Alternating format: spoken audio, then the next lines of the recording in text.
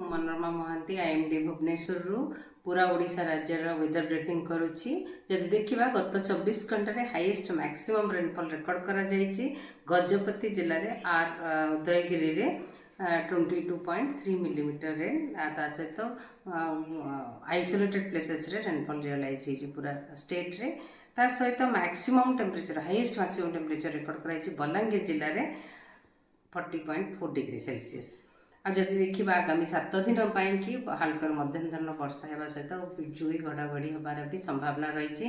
आगामी 24 घंटे सुंदरगढ़ मयूरभंज केउंझर बालेश्वर जाजपुर भद्रक जगतसिंहपुर केन्द्रापड़ा जिले में हल्का मध्यम धरण वर्षा सहित झटका पवन 40 ରୁ 50 किलोमीटर पर आवर बहिबार संभावना रही।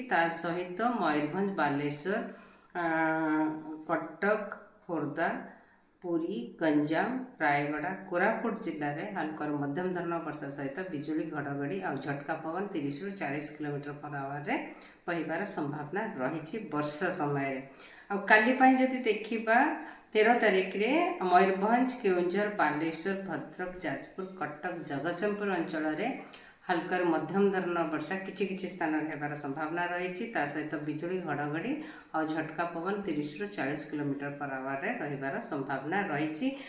सहित गोटे किंबा दुईटा स्थान रे साउथ कोस्टल ओडिशा रायगड़ा मालकानगिरी कोरापुट रे भी हल्का मध्यम धरण वर्षा होबार संभावना रही किंतु वार्निंग नहीं। आउ जदि 14 तारिख का देखा सुंदरगढ़ केउंझर मयूरभंज रे हल्का मध्यम धरण वर्षा होगा सहित बिजुली घड़घड़ी ता सहित झटका पवन 40 ରୁ 50 किलोमीटर पर आवर रहिबार संभावना रही।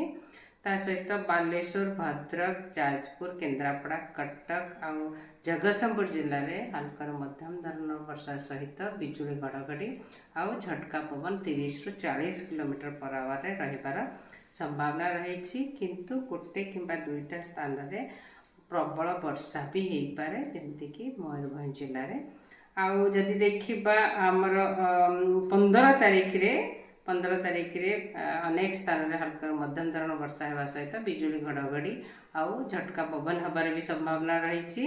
मयूरभंज केउंझर रे बिजुली घड़घड़ी सहित झटका पवन 40 ରୁ 50 किलोमीटर पर आवर हबार संभावना रही किंतु कोस्टल ओडिशा रे 30 ରୁ 40 किलोमीटर पर आवर झटका पवन रहिबार संभावना रही बिजुली और घड़घड़ी सहित। आ 16 तारिख रे जदि देखा अनेक स्थान रे हल्का मध्यम धरण वर्षा होबार सहित बिजुली घड़घड़ी सहित झटका पवन 40 ରୁ 50 किलोमीटर पर आवर किछि अनेक स्थान होबार संभावना रही जमीक सुंदरगढ़ मयूरभंज केउंझर बालेश्वर जिले में ता सहित खोर्धा पुरी नयागढ़ गंजाम गजपति रायगड़ा जिले में बिजुली घड़घड़ी सहित वर्षा सहित झटका पवन 30 ରୁ 40 किलोमीटर पर आवर संभावना रही।